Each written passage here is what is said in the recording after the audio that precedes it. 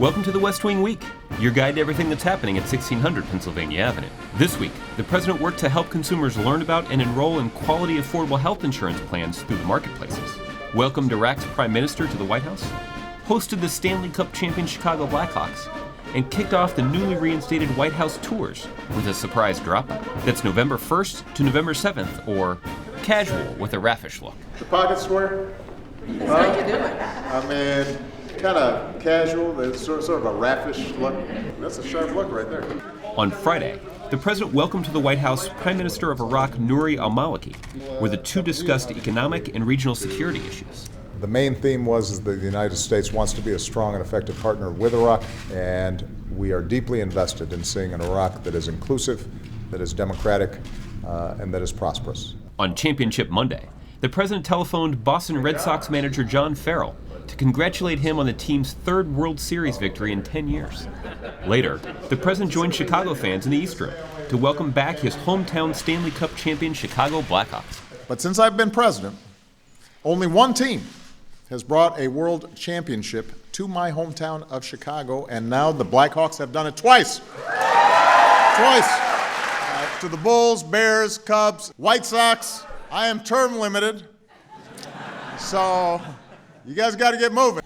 On Tuesday, White House tours resumed for the first time since March. And you just happened to come on the day that I was hanging out here. I don't always do this. Well, it's great to meet you.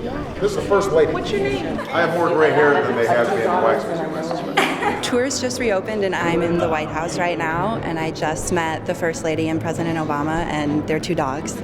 I consciously reminded myself that I have to talk to the President and the First Lady and not the dogs. Oh gosh, what did I say? It's such a blur. Congratulations, just passed the bar, that's great.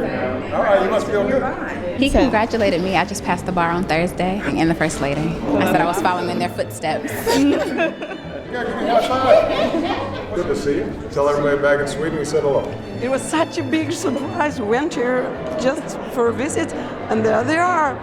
And we come all the way from Sweden. It's wonderful. Yeah. Well, it's wonderful to see you. We had such a nice time in Stockholm. Everybody treated us so well. So. Then the president headed off to meet with business leaders to discuss the need for the House of Representatives to pass comprehensive immigration reform. These businesses are going to have more customers. We're going to see people who are currently working here out of the shadows, paying taxes, and getting right with the law.